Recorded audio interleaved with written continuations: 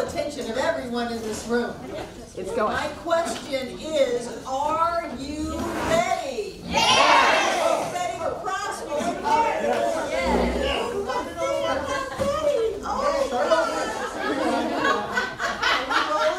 Yes, we are. All right, we're rolling and we're recording. Are you ready? Yes! Are you ready to prosper? Yes! Are you ready to have money fall out of the sky? Yes! Are you ready to have your pockets filled with money? Yes! Are you ready to have bank accounts? Yes! Portfolios? Yes! Assets? Yes! Attorneys? Yes! CPAs? Yes! To have your money work for you? Yes! So we're going to do our treatment for prosperity right here and right now together aloud. I clearly know that God is the source of all supply, and that money is God in action.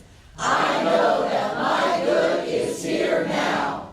I am so rich and so full that I have an abundance of money to spare and to share today and always. I know that true prosperity includes perfect health, perfect wealth, and perfect happiness. This word, which I speak in faith knowing, now activates universal law, and I accept the results. I bless all that I have now, and I bless the increase. I bless all the others in the increased income program of our class, and I know that we now prosper together in every way. I give thanks for this good, and so it is. Do it again with our movement. I clearly know that God is the source of all supply, and that money is God in action. I know that my good is here now. I am so rich and so full that I have an abundance of money to spare and to share today and always. I know that true prosperity includes perfect health, perfect wealth, and perfect happiness. This word, which I speak in faith knowing, now activates universal law, and I accept the results. I bless all that I have now, and I bless the increase. I bless all the others in the increased income program of our class, and I know that we now prosper together in every way. I give thanks for this good, and so it is.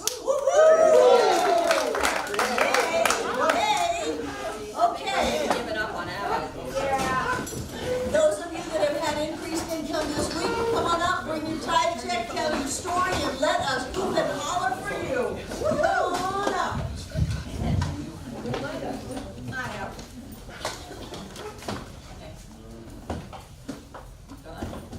I have wonderful friends who actually contribute to the gas money when I help them.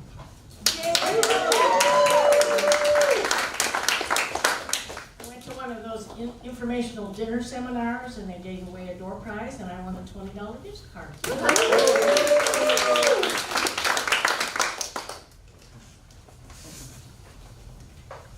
Mine is a funny story. I use color catchers all the time and swear by them.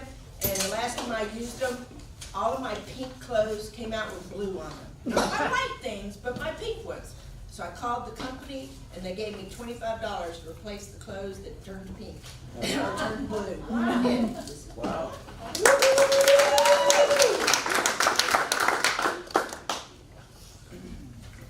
So in order to round the check off, I included the 2 free parking evenings I had in downtown Asheville because the attendant waved me through. But the real important part is I just got a deposit of my Social Security rather than widow's benefits, and it doubled my monthly Social Security.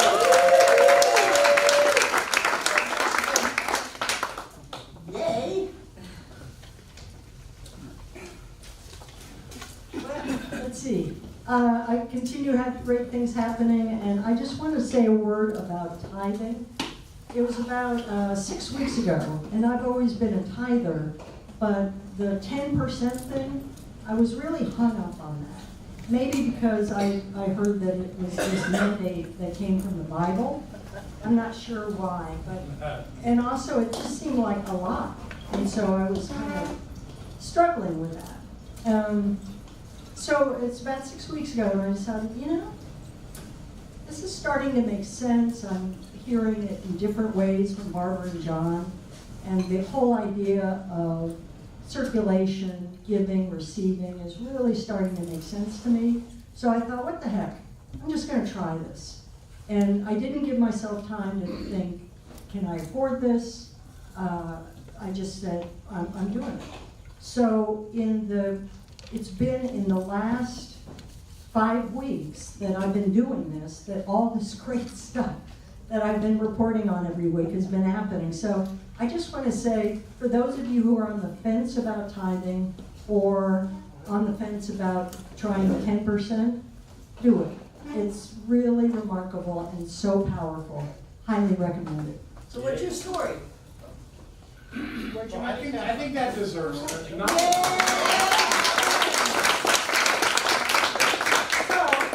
I continue to have great things happening. I just got 2 new clients and another music client for people. So.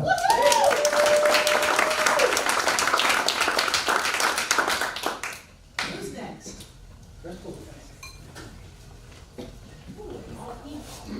This has been rebate week. I've gotten $5 rebates for an air filter for my car, $5 from Survey from Earth Air, $10 from Belk, $10 from Capital One, and also I've been wanting to get one of those carbonated machines where you can make your own, and a friend of mine gave me one, and then also I picked up an extra client this week.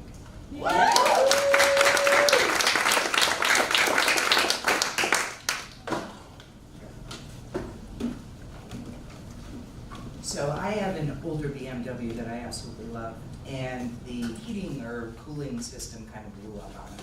So I took it into the shop, and it was very expensive because it's a BMW. And I decided he had choice. And so rather than being, initially I was like, son of a beer. And then I decided, you know what? I love this big red. I mean, she's taking good care of me. I've always loved her. And you know what? Take care of her. So I said, go ahead, do what's necessary, but know that I am probably getting a new car within the next year. So whatever you can do to save me money, great. They called back, they were able to save me $1,000. Wow. So that was nice. And that afternoon when I got back, Bank of America sent me a $3,500 credit card for I have no idea what reason. So I didn't tithe on that because it's credit. Yeah. But I mean, I just,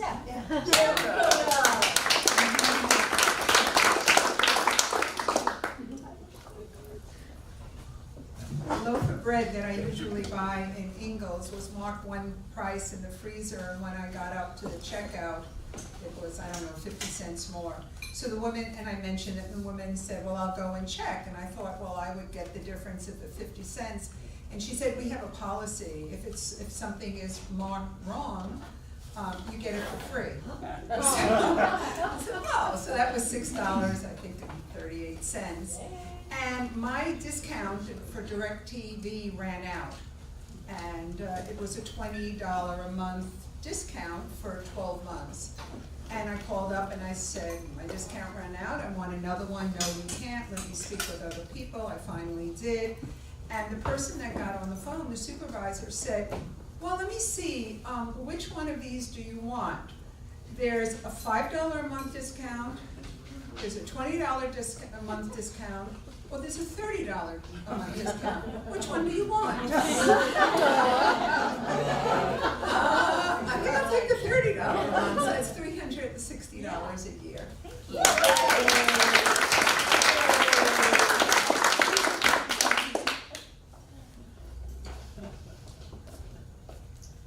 So we closed on our vacation rental house last Monday, and Thursday I posted the ad. And by The end of the day on Friday, I had 10 reservations. And then last week, I saved a lot of money on supplies for the house.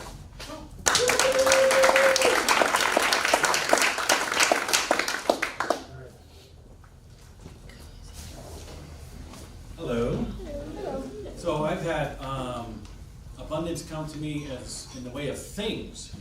So the work that I do takes me to people's homes, and just out of the blue, they're saying, "Oh, I have this dresser, or I have these chairs, or I have this or that," and they're really nice things. So here's my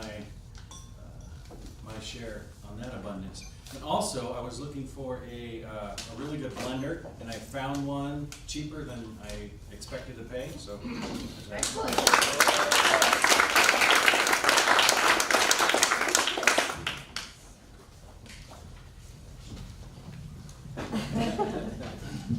Hey there. Gosh, I really don't even know where to start, but I've been coming to this class for years. I've been a member here for about 12 years. And I was telling Barbara this last week that as many times as I have been to this class, it never really hit me until this year. That, you know, we talk about in our affirmation is that true prosperity is perfect health, perfect wealth, and perfect happiness. And so many years I have been blessed with many things that have come to my life during these classes in form of money. But I've never really looked at the happiness piece. And I just kept tithing and kept treating and kept treating and kept tithing. And finally it came to me one day when I went to work, and they said, "We no longer need your services." This just happened last week. And so I said, "Awesome, this is my happiness." So I really understand now what it means to have prosperity, because it's abundance. It's, you know, wealth is abundance of many things. It's not just abundance of money. So my happiness is definitely worth a lot. And so I am tithing today based on my happiness. Thank you.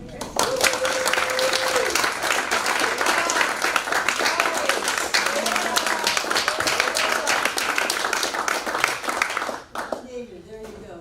Hello, everyone. This week I was trying to get a hotel room, and unfortunately I accidentally got one of those non-refundable hotel rooms. But I found out that for some odd reason there's this rule where if you're a local within 50 miles of Asheville, they won't accept your reservation. So I thought they were going to charge me like $168, but like a few moments after I got the confirmation that I needed to cancel it, the hotel called me back and refunded my entire plus I didn't have to pay $168.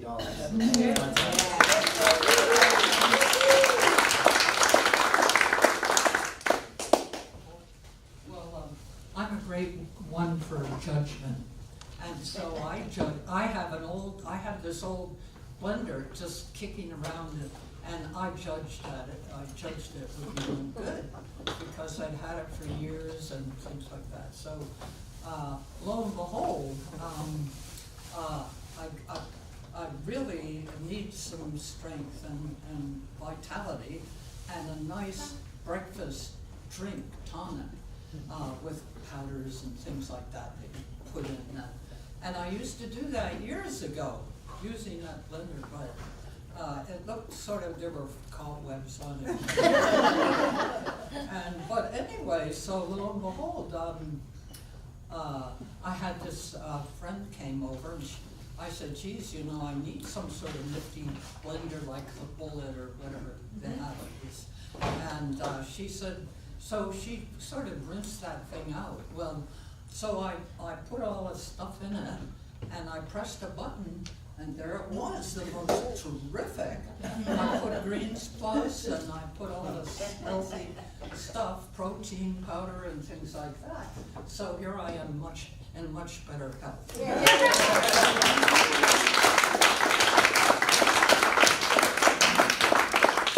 Anybody else?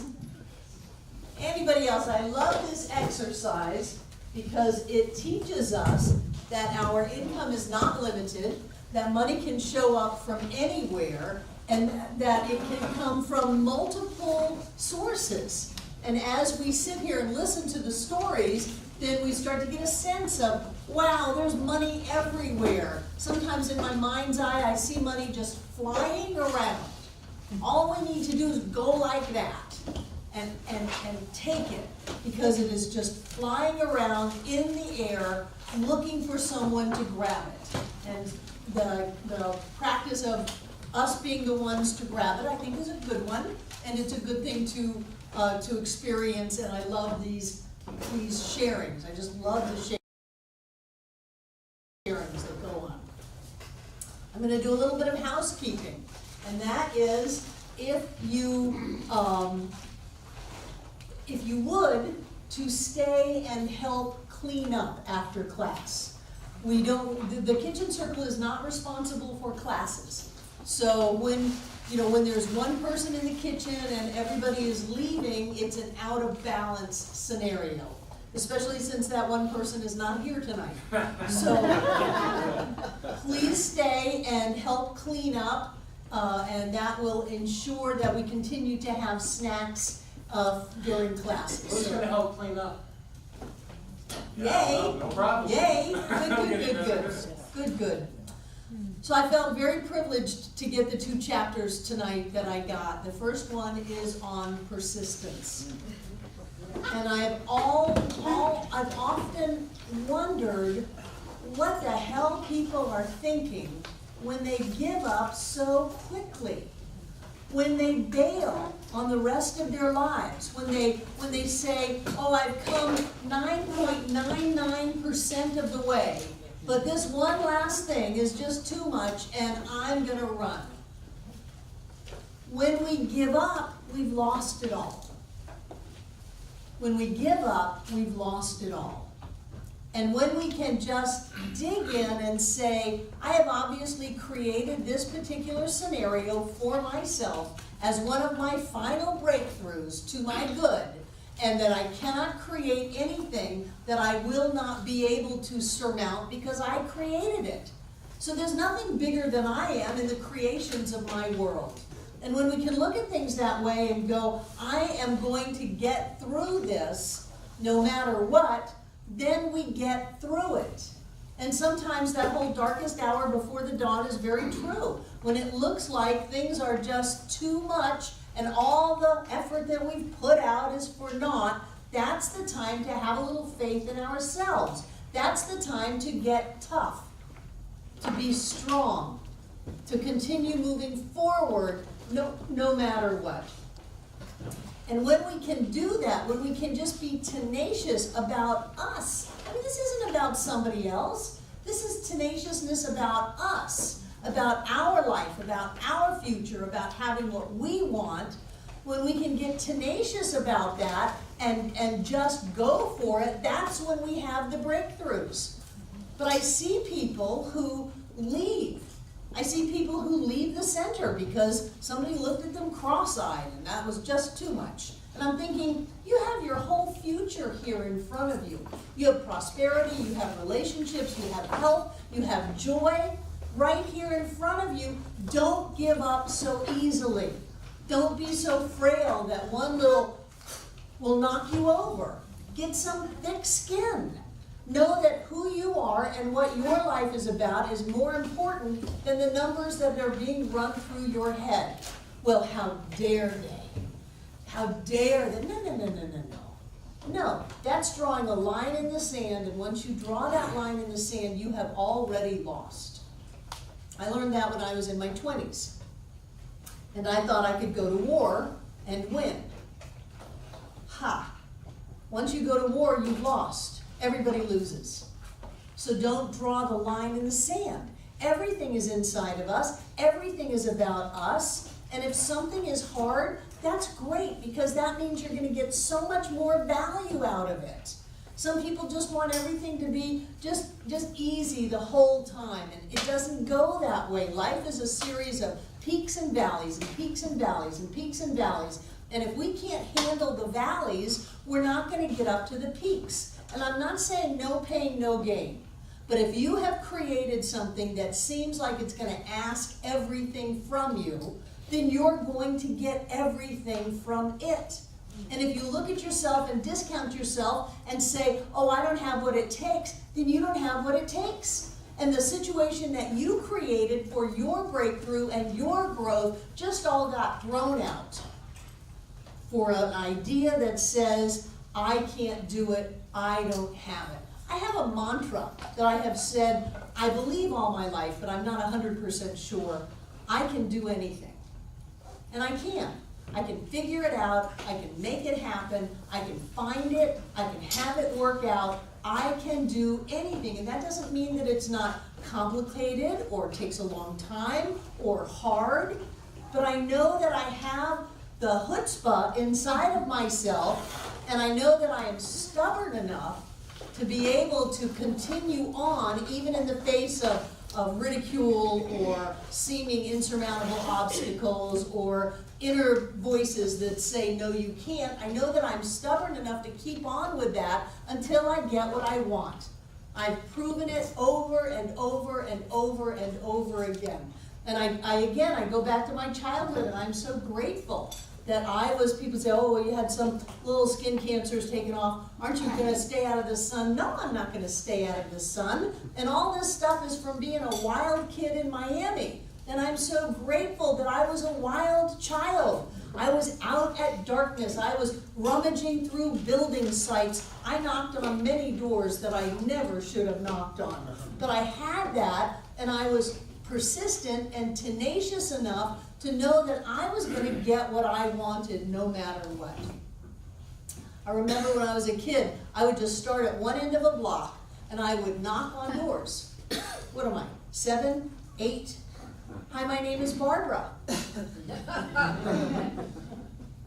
And sooner or later, someone would invite me in and feed me. And that was what I wanted. And then I would start all over again and start knocking on doors. And the whole salesperson programming, where for every door you're closer to a sale, for every no you're closer to a yes. I knew that if I knocked on enough doors, I would get something. I would get some attention, I would get some Kool-Aid, I would get a little snack, I would get something if I could put myself out there. If I were to have said, oh, I just can't do it anymore, I've had enough people yell at me to get off my porch, you dirty kid, get away from me. If I did that, then I never would have gotten what I wanted. I never would have taken the risks that I needed to take in life. This teaching is not for the faint of heart, and it doesn't come from just sitting on the couch going, I know that I have a winning lottery number. It requires that you establish in consciousness that which you want, and usually what you're wanting is something that you don't have yet, and you don't have it yet because you have not established it in consciousness. And so what's going to happen when you say, I'm going to go get that, the whole reason that you don't have it yet is going to come up and it'll be in your face. And that's the moment that is so important. Those moments are definitive moments in the creation of our lives. Do we falter? Are we weak? Do we give up because things didn't look like we thought they were going to look, because somebody didn't say what we thought they were going to say, they didn't do what we thought they were going to do, and so we let ourselves have hurt feelings? Do we falter at that moment and just give our future up and take all the years of work that we've already put in and just throw it away because we can't seem to manage this moment?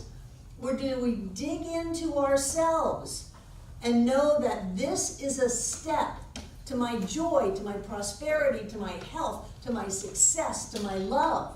This is a step. And I'm not going to give up on me just because this thing is a little rough in the moment. Persistence. People who really get a lot out of this teaching are here for years.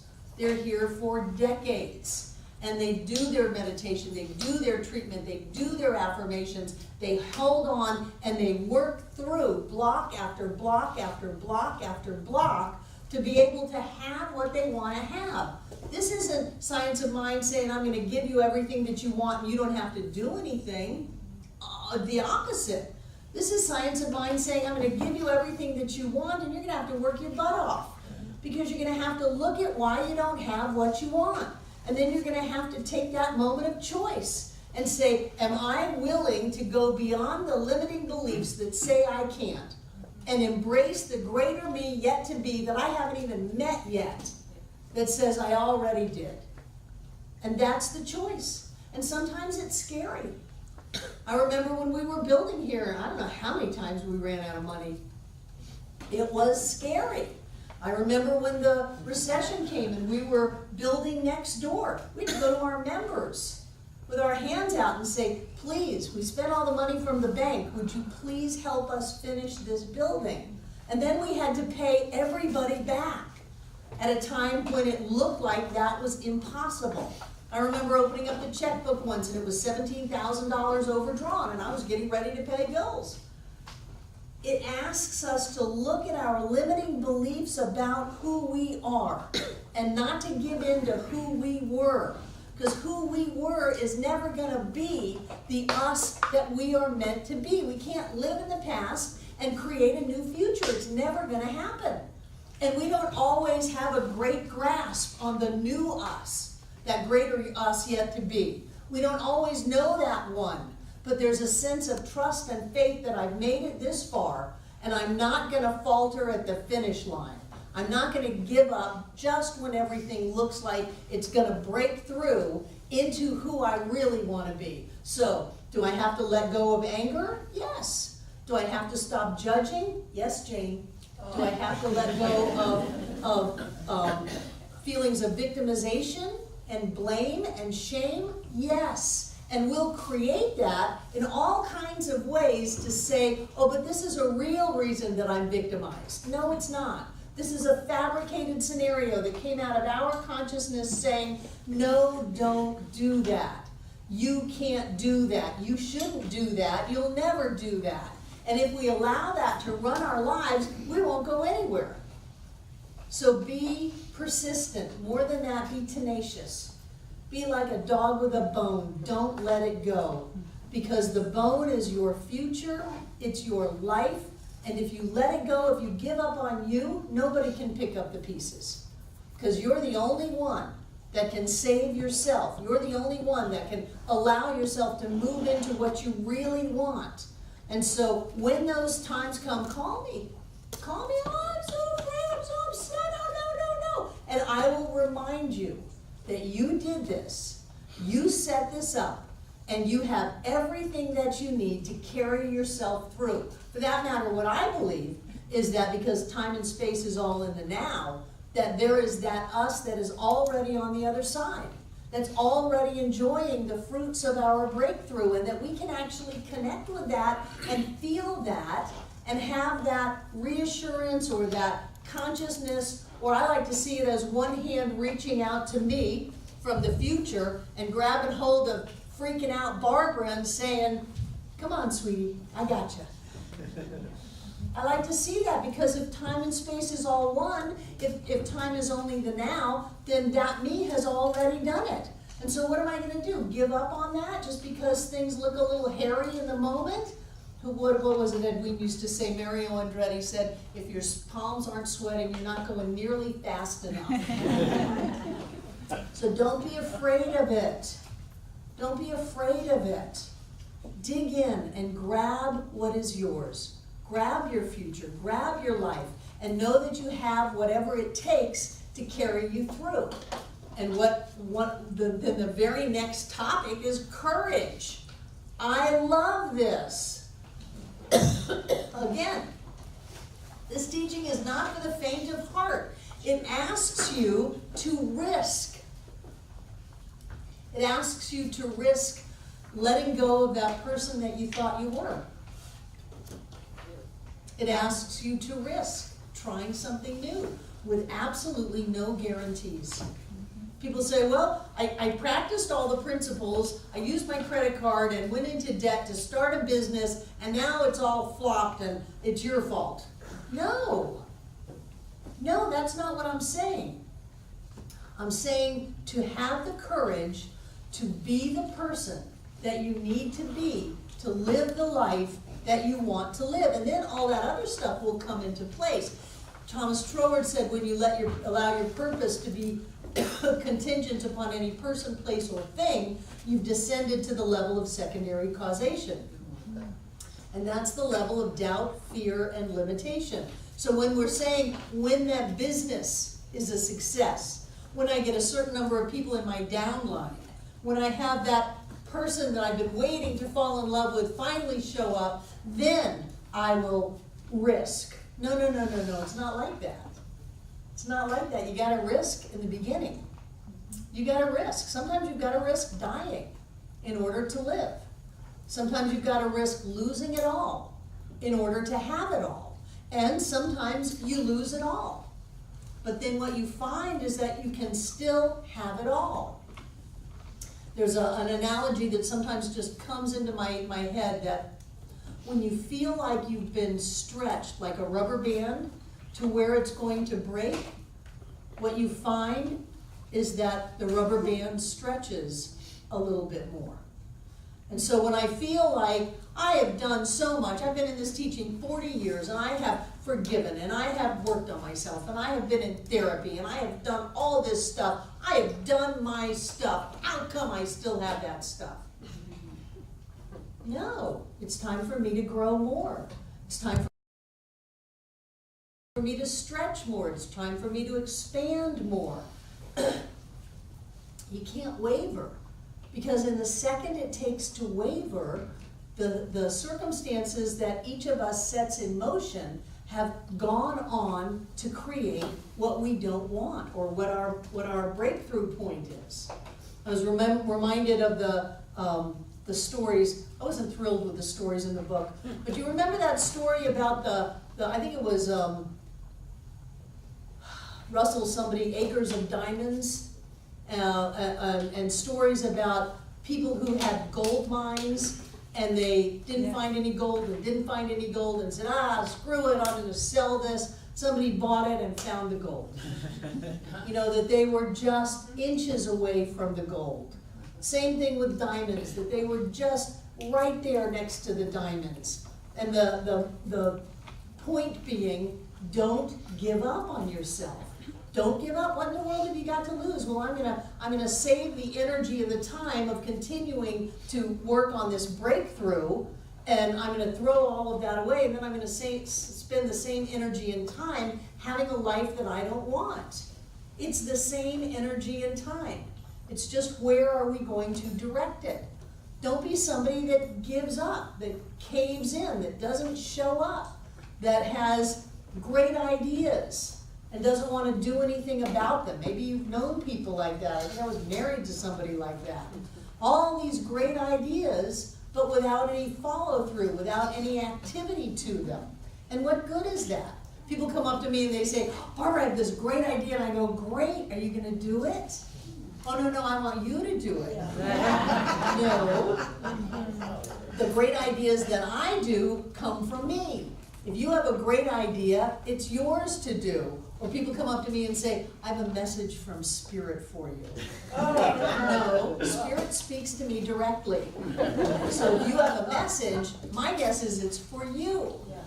So what we want to do is we want to be that person that takes action. We want to be that person that follows through. We want to be that person that doesn't give up. We want to be that person that has tough skin, thick skin, so that whatever it is rolls off of us. There's a quote in the Science of Mind textbook that says, nothing is real unless you make it real. Nothing can touch you unless you allow it to touch you. Refuse to have the feelings hurt. Refuse to receive anyone's criticism or condemnation. In the independence of your own mentality, know that you are wonderful. This is not conceit. This is the truth. So if you're making it real as an excuse that you don't have to go that last mile to be able to have what you want, then what kind of craziness is that? A friend of mine, Monica Galloway, just finished a Spartan race. She had to go under a barrier through the mud and go under it in the mud. It was like 3 feet of mud. Did you do that? Yes. Were you with Monica?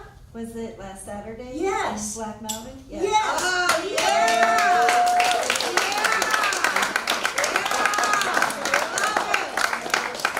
You had to go under a wall 3 feet under the mud and get under it and come back up. Yes. The first time I did it, I cried like a child, and then had my friend hold my hand, and on count of 3, we went under, and I went underneath there, and he went looking for me, and I was already out. Yes. I was so afraid and had so much But you adrenaline, faced your fear. and it's not so bad anymore. And look at how much you got out of that. Oh, I Yes. love it. That is Yes. awesome. Tell me a story about the rope. It's only fear.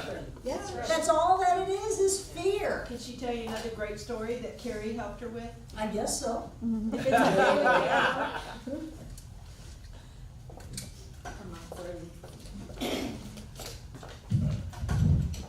Thank you.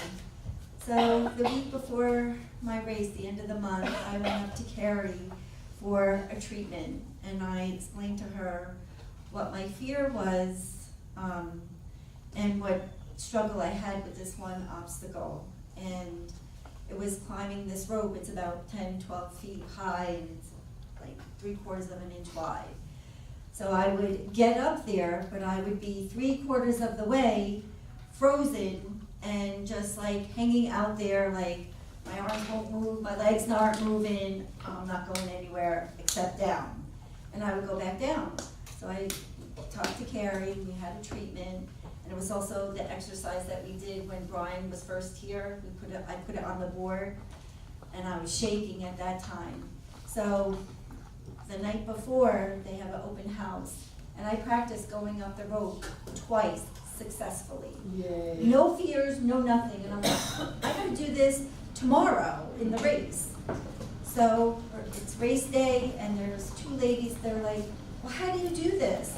So I showed them, and next thing you know, I'm all the way up at the top, and I ring the bell, and I'm hanging out there like, yeah.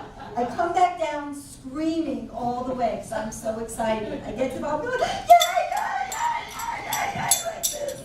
And there's this other lady, she's on another rope, and she did the same thing, and we just hugged each other, and I was so excited. It's just, it happened yesterday, and just persistence and determination. I don't know what got into me, but whatever it was, I want it. I want it, I want it, I want it. And that's what happened.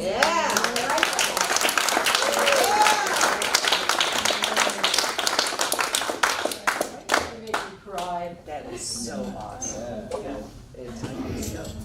Because nothing saved me but me. You know, nothing saved me but me. There's no way that I should even be alive today, much less be balanced and healthy and good relationship with wonderful people around me. The only thing that did that was me. And there's something in you that you've got to go for. Because when you get it, it's like that pearl of great price. It's the dagger that you read last week or the week before about that's the only important thing in your life is you. And all of these other things are distractions. And sometimes when I look at people and I see what they're doing, I mean, I just want to go smack them on the side of the head. I do, but don't do that. Don't be that person. You've come so far, and you've done so much, and now you're going to give it all up? That's stupid. But to be able to ring the bell and climb the rope and have someone to hold your hand while you go under 3 feet of mud and under a wall, and then back up. That is so important that we can break through these things, that we have the guts to try it. Because if we don't, we're not going to have anything. There's nobody in the world, in our culture, in our country, in our lives but us that is going to give us what we want. And there are reasons that we don't have it. Limited thoughts, self-defacing thoughts, feelings of guilt, feelings of insecurity, inadequacies, blame, guilt, shame, all of those thoughts are gonna wanna say, you can't get there, you can't do it. And if we go, oh, right, I forgot, that's been my motto all my life, I can't do it, then we're not gonna do it. How many people, I bet, said, I wanna be in that Spartan race? I never said I wanted to be there. Right. How many people said I wanna be in that Spartan race and then said, oh, this is gonna be so much trouble, I'll have to do training, I'll have to get dirty, it's just a lot of work. And then they don't get to ring the bell. They don't get to have what they want. Sometimes people come to me and they say, oh, I want this wonderful relationship. It's like, well, you need to clean up your act. Because nobody wonderful is gonna wanna be in a relationship with you. You can't be bitter and angry and critical and judgmental and expect someone to seek you out and to fall in love with you. It's not gonna happen. You're gonna attract someone who's bitter and angry and critical and judgmental, and they're going to seek you out for business ventures, to be your neighbor, you know, anybody that's in your life like that, that's you. So what we need to do is have the courage to look. And I know sometimes, because I've done a lot of therapy, sometimes looking inside can be very frightening. Because many, many people, maybe not anybody in this room, but many, many people think that there is something terrible inside of them. I remember once, when I grew up, we weren't allowed to cry, period. It took me years of therapy to let a tear trickle out of my eye. And I always thought, although I would never acknowledge it, but I always thought that if I ever let that huge amount of sadness and anger out, it would destroy me. And I would turn into the person that picked up the chainsaw and started hacking people up to bits. And I had to be willing to risk that. That's why I said sometimes you have to be willing to risk dying to live. I had to be willing to risk turning into that person. And to say, well, if I start hacking people up, I'll spend the rest of my time in prison, you know, and that's just what may happen here, but I'm gonna do it anyway. And then what I found was there wasn't any desire to hurt anyone else. It was just a deep need to release. And so when we look at ourselves as this perfect health, perfect wealth, perfect happiness, I'm flying to Maui, I'm going to India, I've got a cruise ship, you know, whatever it is that we have as an image of ourselves, when we look at ourselves like that, is there some little voice that says, but I don't deserve that, but that's for other people, but I can't have that, but I shouldn't have that, maybe because of things that I've done in my past. That's going to keep me from being happy and joyful. No, that's the time to look at those beliefs and call them for what they are. They are lies.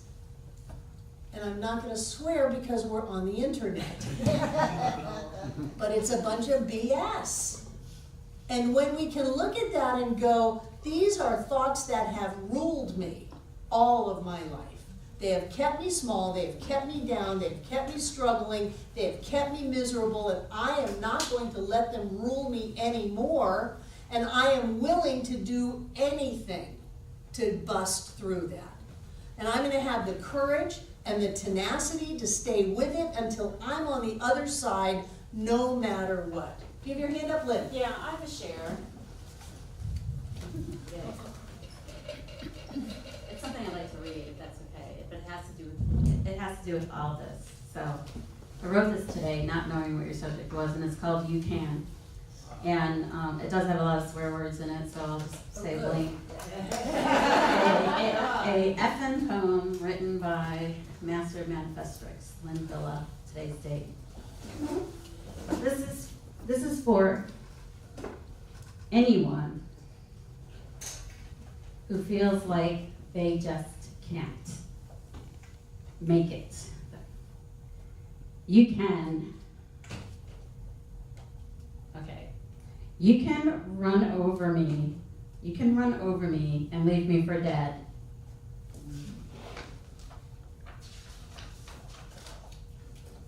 I live on. You can label me TMI, traumatic brain injury, partially blind, disabled. I suspect I am brighter than the average Joe. Can you help me? And perhaps I can see clearer than I ever have. Oh, and perhaps I can see clearer than I ever have. Thank you. Thank you. You can label me. You can label me A shitty mother. a shitty mother And even call DHS. and even call DHS. Ouch. Ouch. Yeah, where is Yet, where is that sweet child? sweet child of mine Except right next to except right next to me? the biological mother. Her biological mother. That's what she calls me, her biological mother. You can incarcerate my mate. Levy restraining orders. You cannot limit this infinite being from going anywhere it chooses, with or without a body.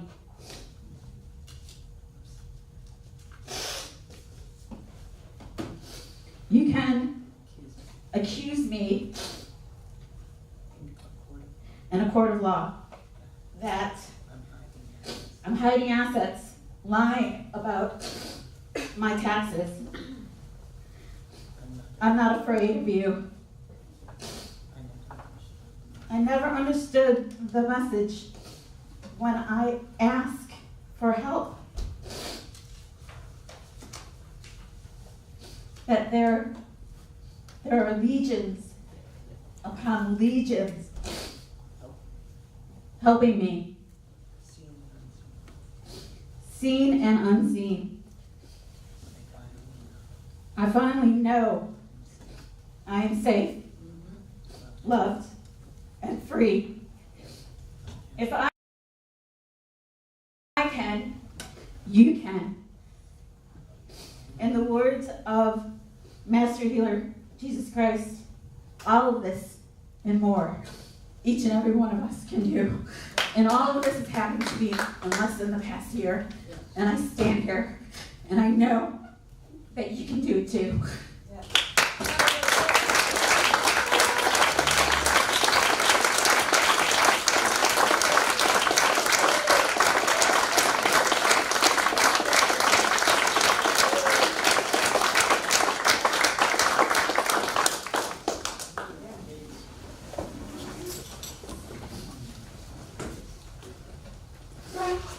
Thank you, Lynn. Don't ever underestimate the power of the human spirit. I'm proud of you.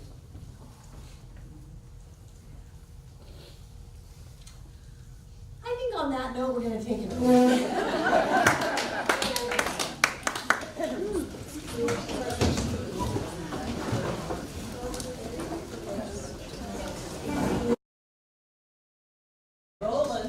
Rolling.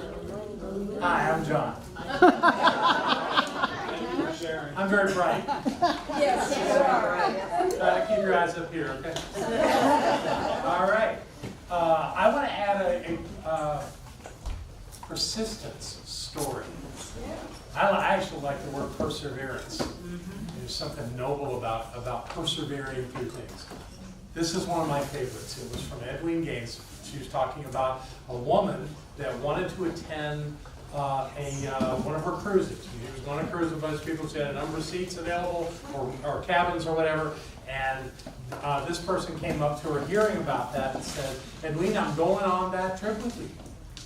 And she said, well, it's getting full. You better get after it. And she said, okay. And she told Edwin that she didn't have money to pay for it. It was several $1,000s that she was going. And, you know, Edwin tapped her on the head and said, "Thank you, good for you," you know, and off they went. So a few months later, she heard from the lady again, saying that she had made her plane reservation to get to the cruise line that they were going on. And Edwin said, "Well, I have to tell you, I don't have any spaces for you." And the woman said, "Well, you will." and just proceeded along. And she said, "Well, do you have the money?" "No, I haven't really worked that out, but I'm definitely going." "Okay, well, all the best to you." And as a couple of days before it was actually set up and they were ready to leave, another member that was going called and said, "Edwin, I really wanted to go on this thing, but I've got family business I've got to go tend to, and why don't you find somebody to take my spot, and I'll just pay for it."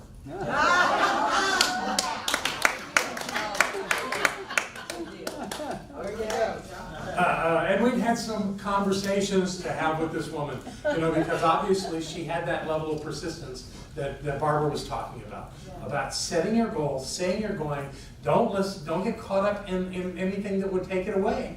Own it and make it happen. Even in the presence of the great Edwin Gaines. Amazing. Yeah. Well, that's my story anyway. So I too, like Barbara, am delighted with the categories, the secrets that are mine to share with you tonight. And as we have done in my part each week, I have lots to share, lots of lists. I have lists inside of lists. It could go on for a while, but that's why Barbara let me start earlier in the second half. So here we go. Goodwill and friendship. That's our first one that we're going to talk about. And this idea of goodwill and friendship, these are two both very intangible things. You can't measure it. You can't document it. It's just what's there. It's energetic is what it is. So don't underestimate it because you can't physically touch it or count it or in some way assess it. You still know it's there. And there's something real about it. And these two ideas are similar, yet they have their own way. Goodwill is usually in relationship to a profession or an organization or something. And it means that there's been exchanges of energy such that the organization or the profession has value in the way people see them. And what a wonderful thing. So how do you build that out? What is it? What are the characteristics that you would want to build up?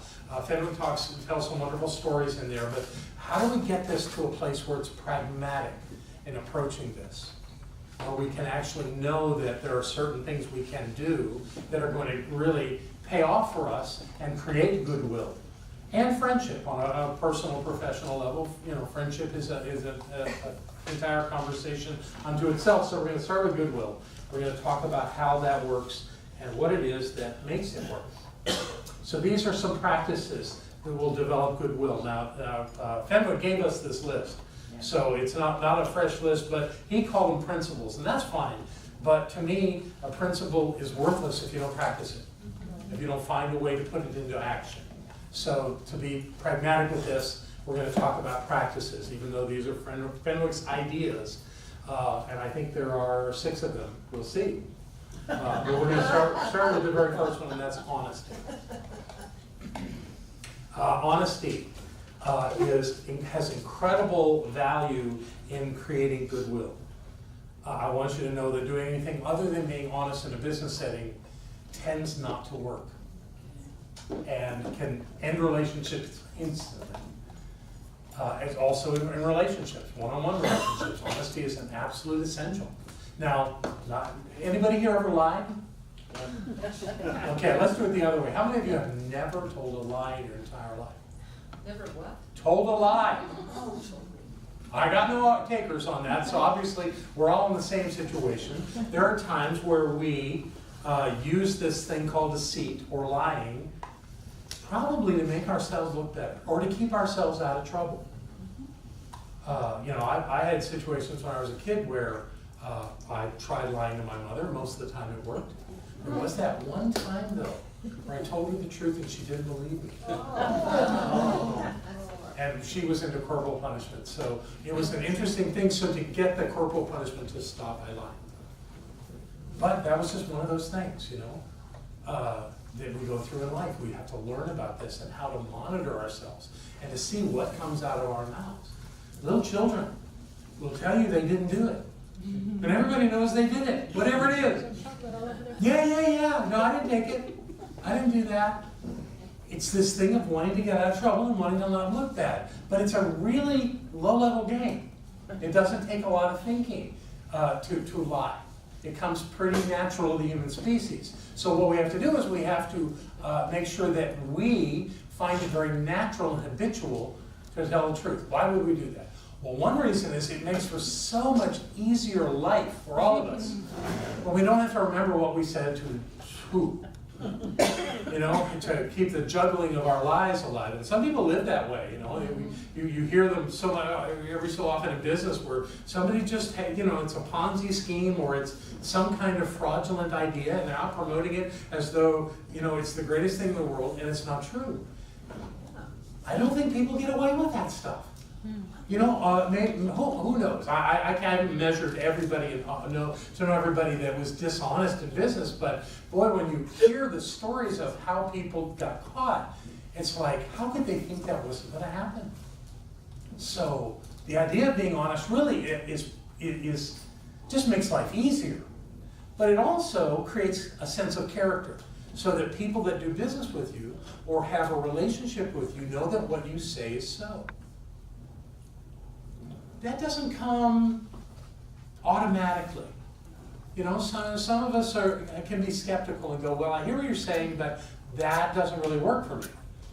In those cases, you know, who knows if that person is actually lying or if they're just misinformed, but it depends on the circumstances. But the idea that what comes out of your mouth, what you share with people, what you write to people, is accurate, is important, because it reflects on who you are. It reflects on how you live your life. It's important because we use it to make our lives functional. One thing that my Native American teacher, Rocking Bear, talked about was impeccability. That's a high, lofty word. I think it aligns in many ways with the idea of integrity. And the way he would describe impeccability was he would say it's when what you think and what you say and what you do all match up. They're the same thing. Now, no one can really know what you're thinking, but people can hear what you say and see what you do. And if those two don't line up, they'll call you on it. Nobody can know what you're thinking, though. So it really is self-monitoring to know if you're being honest with yourself about what's going on in your life. And really, the most heinous form of lying is when we lie to ourselves, because then there's no sense of reality in that. So how honest can we be with ourselves? And when we take the time to do that, to be honest, to be clear, I used a quote on Sunday from Gary Zukav, and I don't have it with me, but the essence of it was, stop focusing everything on winning and focus on what's going on inside of you. Focus on who you are, what you've brought to the world, but with your character, with your presence. Let that be the guiding force, rather than wins and losses. And that's a good one for me, because I love to win. I am ridiculous about wanting to win. And my wife laughs because she knows I'm being honest. So actually, letting that being secondary has been an unfoldment for me. I remember when I was not elected spiritual leader of our international organization, there were two at the time, of one of them, I felt terrible at first, but then I realized over not a very long period of time, over a matter of months, that this was a better path. I had things to do that I wouldn't have been able to do if I had been elected to that position. So it was a very powerful notion for me that winning wasn't that important. And you know, if you're meant to win something, you'll win it. And if you're not, you won't. So it's not like there's some higher calling that will make you defeat other people. It's funny how so many cultures do that in war. They go to war believing that they are the righteous ones and they can only win. And then they come back, you know, crippled and broken and having to deal with all of that. So it's not about winning. It's about understanding who you are. That's really the basic and predominant thing I think that we can get from the idea of being honest with ourselves, honest about who we are in the world. Not just speaking facts, but actually having a sense of who you are in the world and living from that understanding. That's being honest with yourself. And by being honest with yourself, it comes really natural to be honest with other people. So don't underestimate the value of this idea of honesty. It sounds almost trite at times, and it's not. It's essential to a high-level character. Yes, Jane? Yeah, I have a close friend, relative, and he's got a lie. I mean, he can't tell the truth from a lie, so he lives in a whole world of his own invention. Yeah, that's sad, and I'm sure there's mental illness that he's working Yeah, on. So that, that's not a functional level. At that point, rather than lies, maybe it's illusions or delusions. Yeah, so you can't say, you can't tell him, no, don't lie. And you shouldn't, because he's not in our class, so No, but you are, and you got it. But yes, there are examples like that of people that just have emotional and mental issues and can't decipher between truth and fallacy. Okay, and then that's okay, but that's, fortunately, I'm looking around the room, you are high-functioning people. I'm grateful to be working with you and not with folks that have to go through that, because drugs are involved, and I don't want to do that. Anyway, back to our idea of honesty. I really think I've said enough about that, and so let's look at what I did. No, obviously, someone else has something to say. Thomas Jefferson. This is very poetic, but I loved it. Honesty is the first chapter of the Book of Wisdom. So obviously, another one. If we're going to talk about presidents, Abraham Lincoln, who many people think is the greatest leader of his, of an entire century, by far.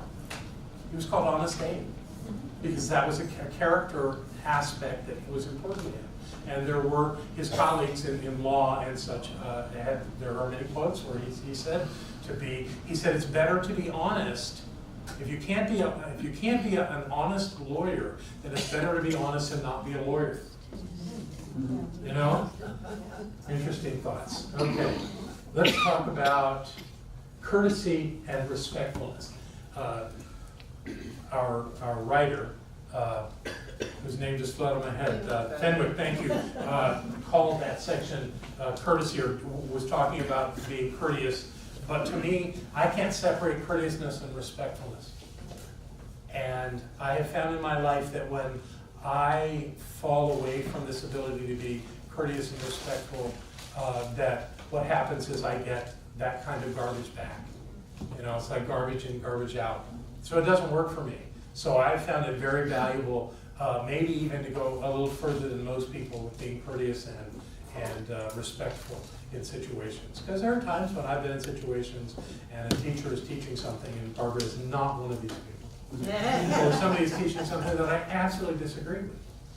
But they're standing in front of the room, I'm not. So to challenge somebody in that circumstance doesn't work for me. But what it does is it reminds me what I do believe and what works for me. And it strengthens my resolve around that. So it's not always about jumping on somebody when you have a difference of opinion with them. Sometimes it just doesn't matter, as long as you know who you are.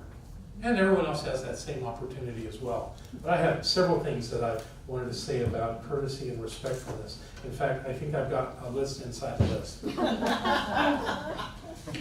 So, we're going to look at this in two ways, and it kind of comes from a business perspective, but I want to talk about how we are courteous and respectful on our phone conversations. So we start with the list inside the list. Whoa! Okay, we're going to do all these relatively quickly here. Simple courtesies to strengthen your goodwill with people on the phone. Be efficient and friendly. Be efficient and friendly.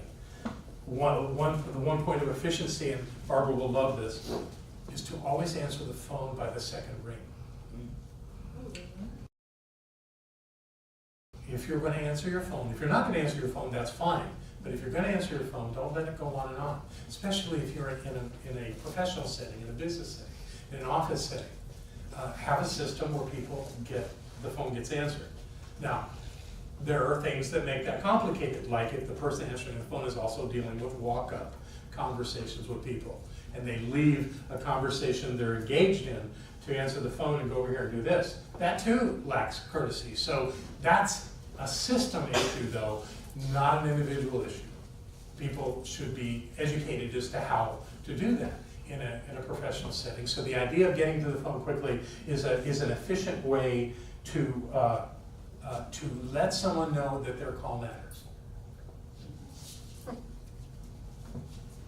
Oops, I'm going too fast now. If actively listen to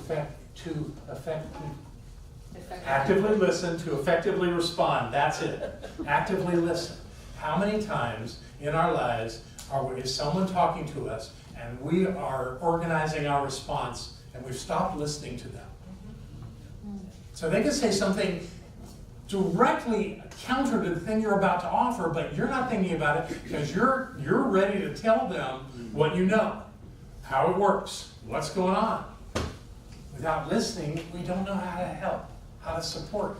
We don't know what needs to get done. So if you're on the phone with someone and your intention is to be helpful to them, either they're a client, they could be a friend, it doesn't really matter, but if they're talking to you, listen. Shut down your mouth and your mind and pay attention to what they're saying.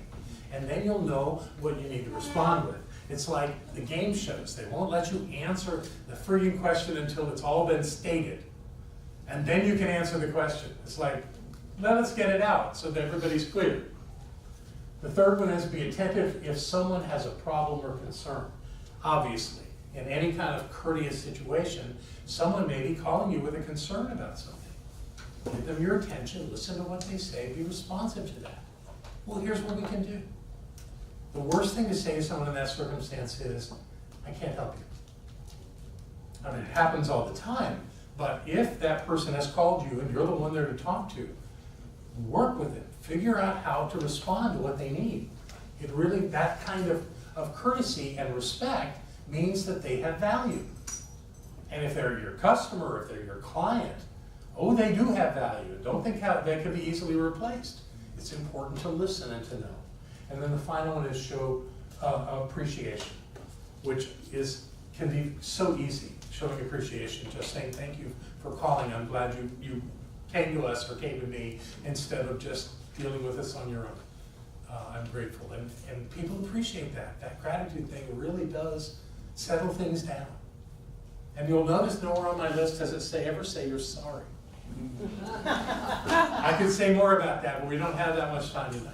The idea, though, is that these are the things that can help you have that courteous image on the phone, which helps you and your organization build good health.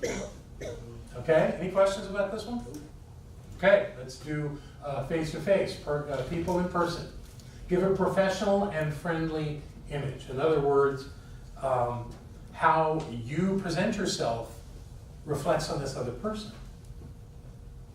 And most of you are very nice dressers, so that's not a big issue for us, that we know when we're dealing with people that we want to look our best. If you know anything about the research that's been done around men wearing suits, going into a bank for a loan, or going into a lot of different kinds of organizations or businesses, the man with the suit gets faster and more attention to their needs than the guy that comes in shorts and flip-flops. It's just the way it works. People do it unconsciously. So if you want something, people have asked me for years, why don't I dress down on Sundays? You know, I did that thing where we did the meditation a few weeks ago, and I wore different clothes for that because it was a very different experience. But people say, why don't you dress like that all the time? Why don't you really lighten up a little bit here? And the fact is that I believe that wearing a proper attire, a tie and a suit or a jacket, helps me give the message to you. I think that I have more, I can't think of the word right now, I just have more presence if I'm dressed like that. You know, the meditation, as you all close your eyes, it didn't matter what I had.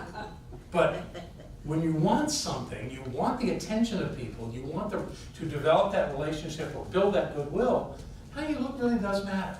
Now, that doesn't mean that every woman needs to get up first thing in the morning and put on makeup. God, no. But to be clean is important. You know, we're in community here. We do a lot of hugging. People that aren't up on their personal hygiene, it kind of shows up.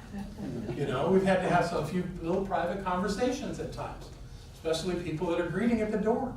It's important. It reflects on all of us. And the goodwill of the center is handled by volunteers at the door, first contact.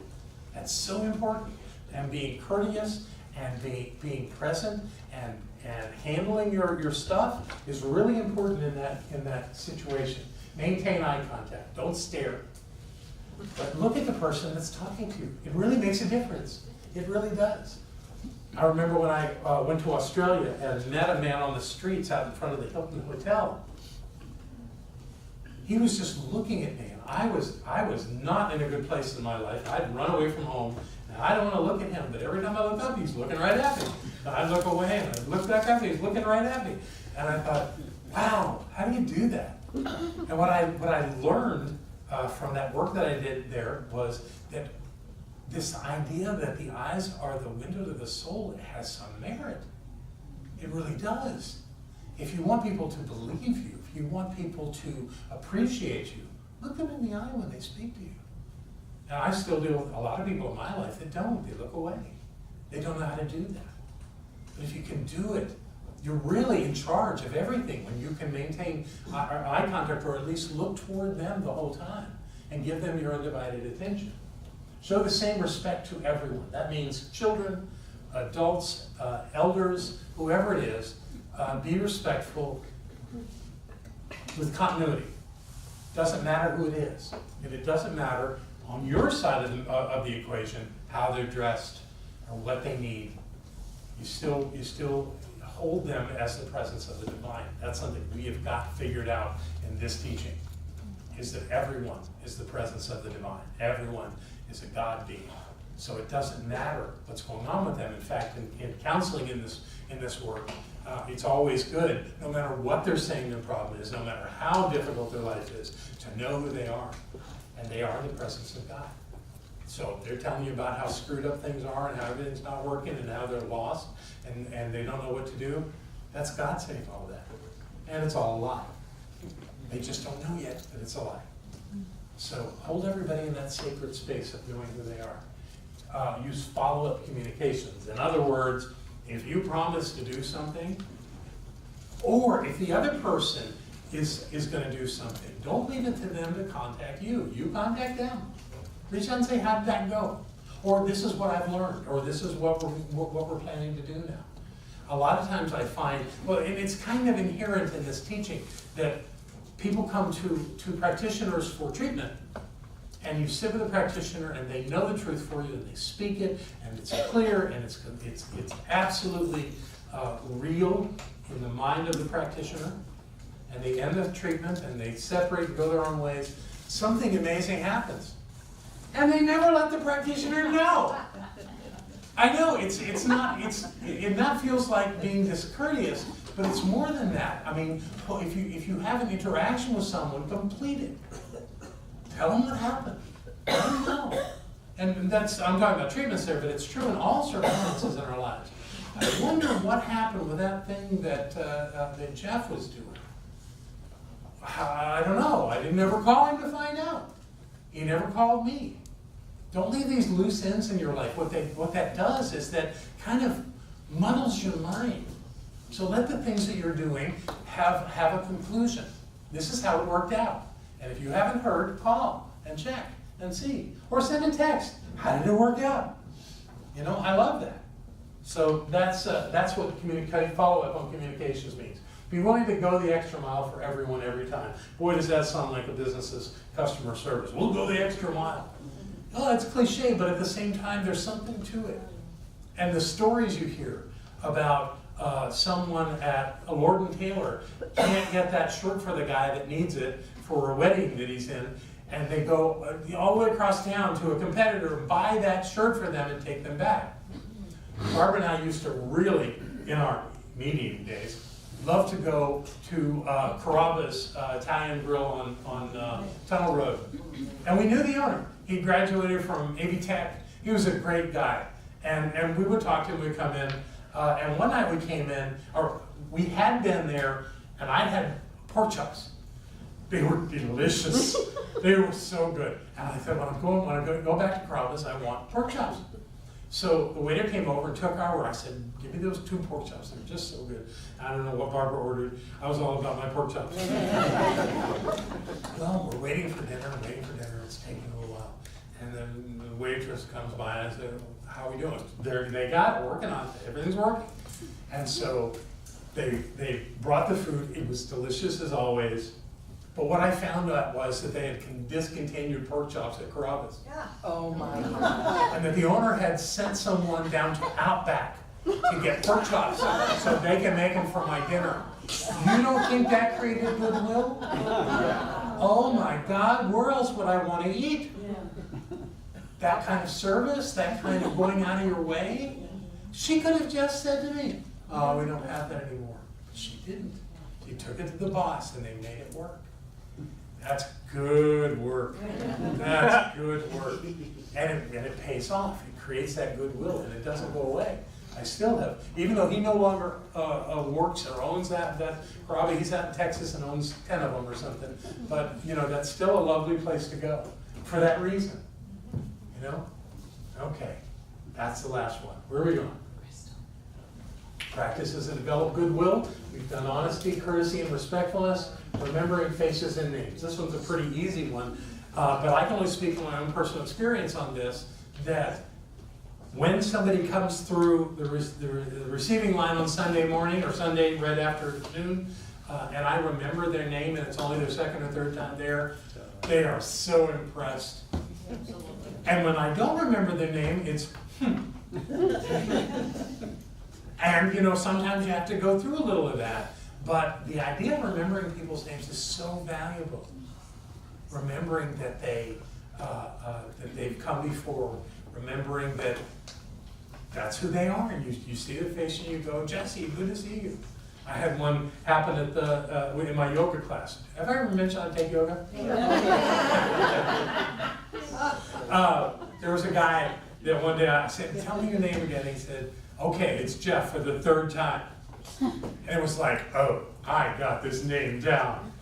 And because that's sometimes what it takes, is for me to be a little embarrassed. But I actually woke up in the middle of the night one day during the week going, Jeff, is this Jeff? Which is obsessive, I know, but it's so helpful. It makes them feel at ease, it makes you feel at ease. And you know what? If you screw that up and call them by the wrong name, they get over it. But the idea that you would make the effort means something. So when you see somebody that you've seen before and you've been introduced, if you don't remember the name, it's really fine to ask. It's okay to guess. But if you got their name, you got it. And you can use that indefinitely. And names somehow stick until membership ends. Yes, Laura. So, since you and Barbara are so good at that, do you have like a mnemonic device or something? Barbara's the expert on that. She really is. As far as remembering names, what I've learned to do is follow her lead on find some clever statement about looking at this person and getting who they are. I got Susie tonight. I absolutely got your name, and the reason I got it was I thought of the Susie that we lost last year, and how there was a void in this community, and I just gave that spot to you in my heart. So you're Susie. Hello, Susie. That is powerful. Susie Green. But just that kind of a connection you create in your mind. You make it up. And it'll work. So I did that when I was teaching, and I would have a room full of students, and we would go around the room, they would introduce themselves, and then I would have to show off, of course, to go back through the room and call them by their name. I mean, it didn't matter how many people there were. And the trick that I used was, as they were doing the brief little blurb about themselves and how long they'd been with Brookdale, I would say their name back to them. every time they said Yes. something. Nancy, that's so interesting, Nancy. We're so glad that you've joined the Brookville That is a family. real technique. And that's the technique, is just to keep repeating their name back Right. as you're What talking. most people do is they hear the person say, "My name is," and they're thinking, "Okay, what's my name?" And then you focus on getting your name out, and you didn't really catch their name. Right. Because that's performance anxiety. But really, you're absolutely right, Dee. If you say their name back to them, you have a much higher likelihood of remembering it when you see them again. What do you want to say, Jane?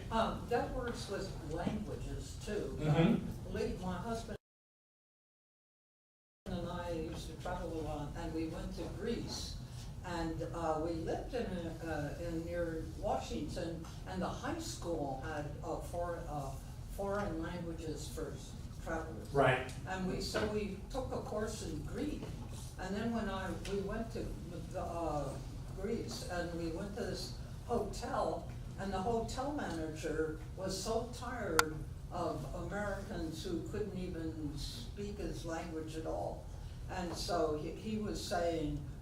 He was just saying to everyone, well, in order to get a room in my hotel, you have to, well, anyway, he wouldn't give anyone a room. So what happened is I said, "Ya hara po'asista," and he roared with laughter, and he said, "You're trying to speak Greek, aren't you?"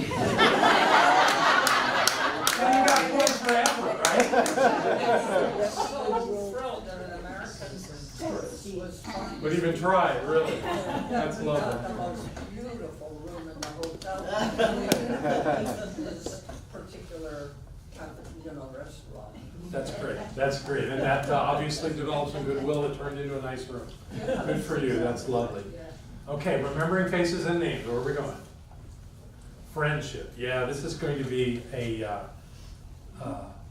real conversation. Friendship's an interesting thing for me. I grew up in suburban Miami and was allowed to travel a distance from our home and could have friends within that distance of just several blocks when I was a little guy. I did not have the freedom that Barbara had in her youth, where she could go virtually anywhere at any time and ask for food. And in my world, I had these guys that I knew. They were right on within a block. There were 3 of us in particular that had birthdays on September 1st, September 2nd, and September 3rd. Mine was the 2nd.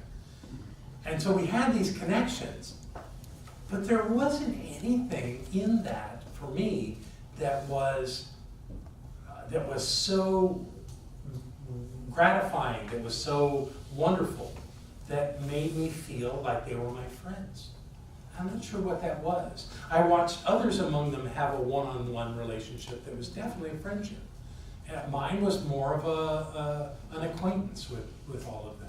And we would do things, and I even traveled up to Tennessee and North Carolina with one of them on a family vacation. So that was cool, but that was mostly because the guy's other friend wasn't available. So you see that, I think if you watch that, the Big Bang Theory, you can see the hierarchy of friendships. They just make it ridiculous. But truly that happens. So I had an idea of friendship as being someone that I would be there for the rest of my life, no matter what. That's what it took to be my friend. That's a lot of pressure.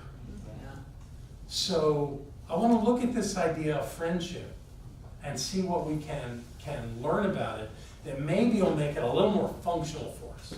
Friendship is a very healthy thing.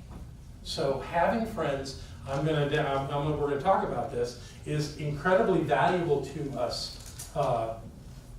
in the work that we want to do in the world. Having friends is a social engagement. So let's see where we're going to go with this. Here are ideas for making and keeping friends. Help yourself stay healthy. It is absolutely proven scientifically that having a strong social network makes you healthier. They've actually done studies that are this crazy. People in their 20s are asked, about their level of social engagement with other people. How many friends do you have? If they have a strong cadre of friends when they're 20, they have a much higher likelihood to live to 70. Isn't that interesting? Yeah. Yeah. So there's a health benefit to this thing that we call friendship. And I'm going to get to it right here in a second, just make sure that I've got it. So the idea of staying healthy is real. In having friendships, you have a fuller, richer life and live a healthier one as well. There we go. In your friendships, choose quality over quantity. Some people think they call everybody their friend. And that's bizarre to me. Because you can't have 200 intimate relationships. You just can't do it. In fact, from the studies I've seen, the real number for how many people you can have an authentic, personal, intimate relationship, intimate has nothing to do with sex, it's being honest and open and available to someone, is 10. 10 people. That's your max. So, what do you call the rest of these people? Hey, friendship is, or the word friend is a very casual phrase. This is my friend. I just met him, but he's my friend. So how does that work?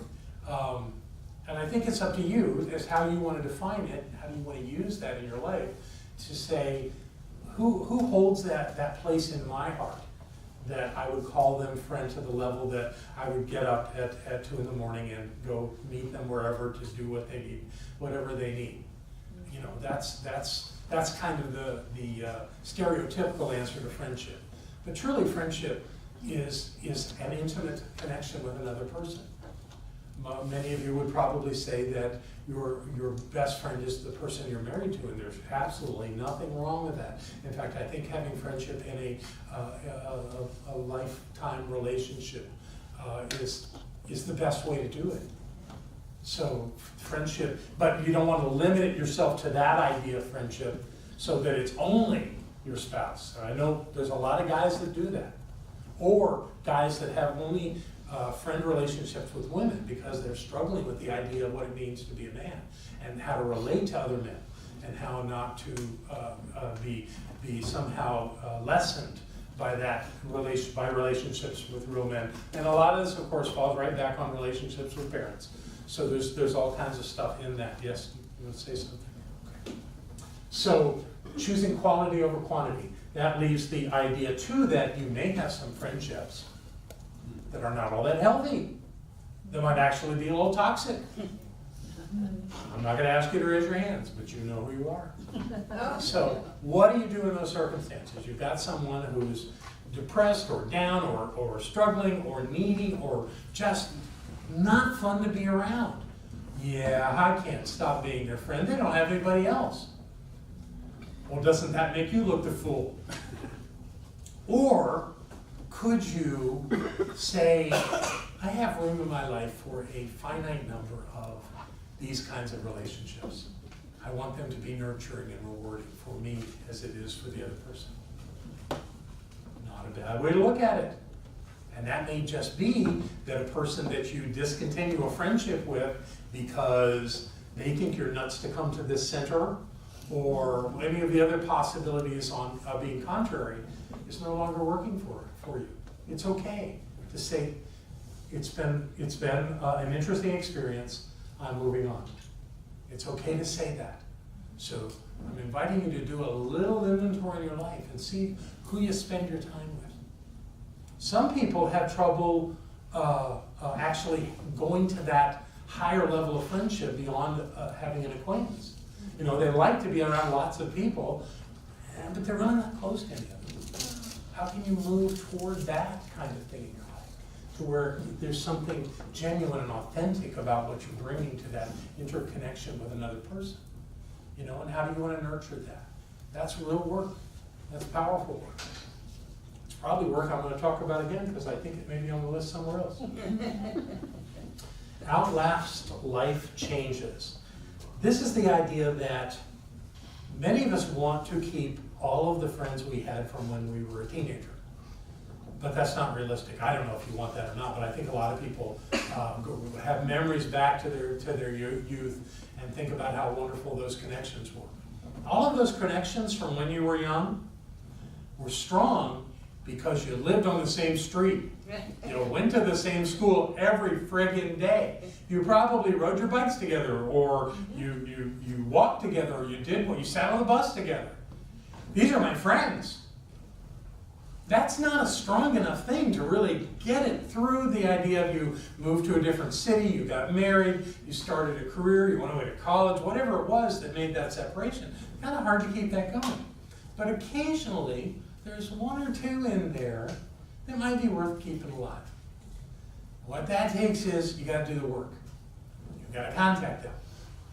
You got to have a way to communicate with them so that the thing stays alive, or it just dies.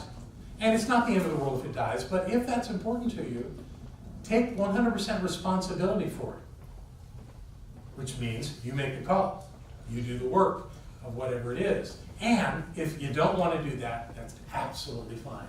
But there is value in those lifelong friendships because those people have known you longer and have more of a perspective of who you are, maybe than some of the people that you just met. Not that they can't be wonderful friends too. The example that's coming to my mind is Barbara's relationship with her sister. They were not friends when they were young. They were pretty much at each other. A lot of hair pulling and that kind of stuff. And they lived in a very difficult environment. So that added to the problem. Today, I don't know two people that love each other any more than those two. And they're friends. They're sisters, but they're friends. And I think that's the thing that keeps them so engaged with one another. And of course, Barbara went back to work and is working as a nurse at Mayheck. Barbara goes every Tuesday and has lunch with her sister. She comes into Mayheck, they go to the lunchroom, Barbara brings the food, and they have lunch. And those kinds of gestures, those kinds of connections, deepen our connections with the people we do them with. So I'm not saying go out and do this with a bunch of people, but there will be people that you will want to do this with. Don't give up. I think we're going to talk about that a little bit. If you want to be in a relationship with someone, in a friendship relationship, pursue it. If they don't want to be in a relationship with you, let it go. But if it's important to you and you think there's value in it, a lot of times there are people try to have relationships and they kind of spark and then they fizzle. That's okay. The thing is that in those circumstances, you'll learn from what happened and learn what to do differently next time. So there's no right or wrong to it. There's no failure. There's just the idea that if you really want it, stay with it. Stay in community. This was my favorite one. I am always astonished about the relationships that develop in this community. And it's not this is the only place you come. I know that. There are other things you do. You live in neighborhoods. You work in businesses. You do things where you're around other groups of people.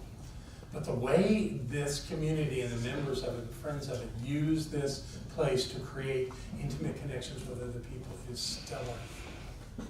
And I'm not sure we've got the whole market cornered on that, but the health and vitality of our community is based on that interwoven web of connections. When I see people come into the center and run up and hug somebody that I didn't even know they knew, it makes my heart sing. That we have that depth of connection on so many levels. And what that does, again and again we see, is it creates healthy connections that support us. And the idea of letting go of people, as I talked about a few minutes ago, is something that that when we have a place like this with so many resources, with so many possibilities, it makes it easier to let go of things that aren't working anymore. So congratulations to all of you for handling this idea of being in community so very well. Stay connected. Mentioned that as well. The idea that we must take responsibility for connecting with others. You know, some people are good at it, some people aren't. I'm not good at it because I get all caught up in what I'm doing and I don't think about those things. But when I get a call, here's a guy, Ron Fox, Dr. Ron Fox, got his doctorate last year, or earlier this year.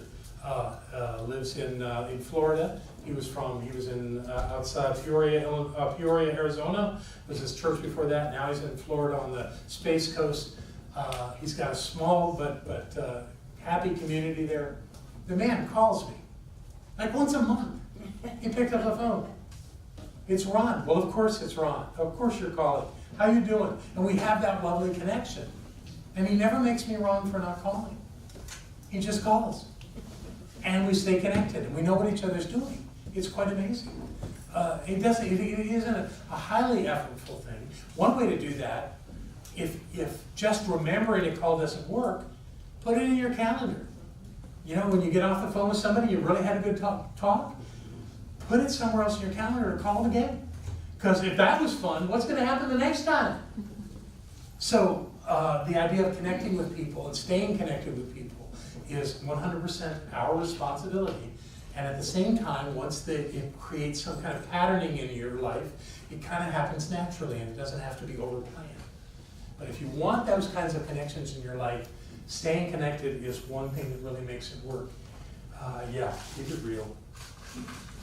Only with this cadre of people that you're calling your closest friends, be wonderfully honest with them about who you are. And let them love you the way you are. If you have some fears, if you're not clear about something, a friend's a person to take it to. Because generally a friend is someone that will listen. A friend is someone that will not judge you, that will be there for you, and you in turn would do that for someone else. Having those kinds of connections with people is so valuable, so incredibly valuable. And what it's doing in this idea of goodwill is it's creating a better sense for you of who you are and what you bring to the world. You know, many of us bring things to large groups. Many of us bring things to a handful of folks. That's just as valuable and just as important. So keep it real. Stay committed to your relationships. Once you get that relationship going with somebody and you call them your friend and it's real, don't be haphazard with it. Stay with it. Stay committed to being in touch, to sharing ideas, and to having that interaction that will deepen who you are. Okay, so I want you all to put your pens down. This is a thing you're going to do, so close your eyes. What you're going to do with your fingers, you're just going to count. I'm going to read a series of statements. And I want you to add to the count on your fingers based on whether it's yes or not. If it's yes, that's a count. Let's see how many of these are true for you. Could you say, I am trustworthy? Are you trustworthy? Can you be trusted with intimate information, with kindness? Can you be trusted to be there when you're needed? Are you trustworthy? Are you honest with others? Can you say what really needs to be said lovingly, from your heart, when it's not that easy to say?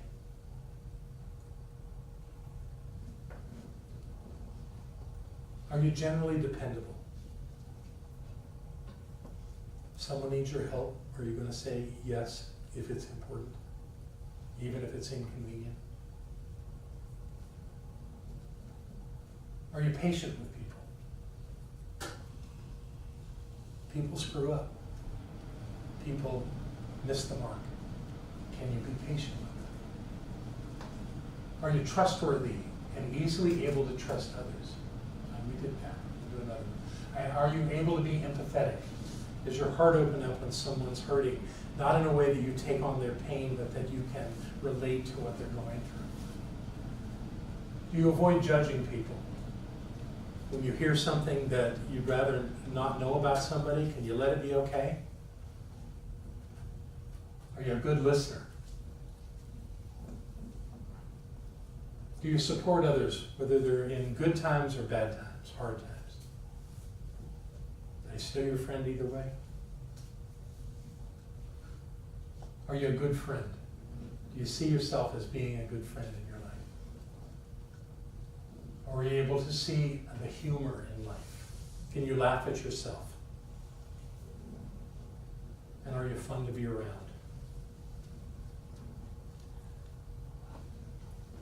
Open your eyes. You can know how you did. You don't need to remember the questions. But that's an assessment of how you are as a friend right now. Nobody's wrong, nobody's bad, nobody fails, but everybody has room for improvement. That's the way it works. Okay, number 5, avoid antagonizing people. No, but it's so easy to antagonize people because they're wrong. They're just wrong. So you want to say, hey, you're wrong. I have never found that helpful. Because what is true is that there are people that have very different perspectives than I do. They're entitled to their perspectives. One thing you can say, which Rockenberg taught me, was, that's not true for me. That doesn't make them wrong. They can be there all they want. It's your choice where you are, but that's not true for me, is a gentler way to say that. But being in a way that you're listening, that you're engaged in what a person's saying, even if you disagree with it. Lovely to have conversations that are lively, but making people wrong, I've found, doesn't work in life. So consider letting that one go, even in your own mind, that people are wrong. They have a different perspective, and they're entitled, and so are you. Being helpful. That's a friendship thing. Now, there's a distinction between being helpful and intruding on someone's life. So looking at that, you got to have, I know, Barbara, I know. You got to make sure that what you're doing is done by invitation. If someone's going through something, don't jump in and try to fix it. Sometimes people just want to be heard. So this is what we're doing on goodwill and friendship. I have a whole other chapter, a whole other secret to share with you. I will go through this very quickly. Tact is the ability to tell the truth in a way that considers other people's feelings and reactions. It allows you to give difficult feedback, communicate sensitive information, and say the right thing to preserve a relationship. I'm doing this one because Barbara says she has no tact. It was a joke, but that is what she said. Communicating tactfully strengthens your reputation and builds your credibility. It allows you to preserve existing relationships and build new ones. A tactful approach shows character, maturity, professionalism, and integrity. Good thoughts, right? So how do you demonstrate or develop tact? Think before you speak. Don't give the answer until you're clear about it, that this will be helpful. It just won't make you look good. It will help the person you're saying it to. And they want that information. If they don't say it. Determine the appropriate time. An example of this would be you have just been told you're getting a promotion and that the person in the office next to you just got fired. Running into their office and saying, hey, I just got a promotion, probably isn't the best timing or place to do that. So think about who's there, what you're saying, in front of who, before you jump into a conversation that could not be the best for everyone involved. Choose your words carefully, meaning if you're in a place where you're sharing information that's difficult, be gentle. Always be gentle. Always start out with something, if you can, that's positive about that person or that situation, and then tell them the place that you think they have some room to grow. One example would be to tell someone, I'm sure the next time you do one of these kind of presentations, you'll have some more research done on it. That's telling them they get to do another presentation. But it tells them also they didn't do that great and they have to do some work. That's being tactful. Be aware of your body language. Telling someone that you think they're great with your arms crossed is not working. People will read your body language intuitively. So make sure that you're expressing in an open way with this person, whoever it is. Never react emotionally. If you're trying to be tactful, I mean, sometimes I'm not saying don't be emotional, but in moments where you're needing to be tactfully telling someone something, don't get emotionally involved. Be honest with them, be caring, be empathetic, but don't fall apart. Who got something tonight? My work is done. Thank you all very much.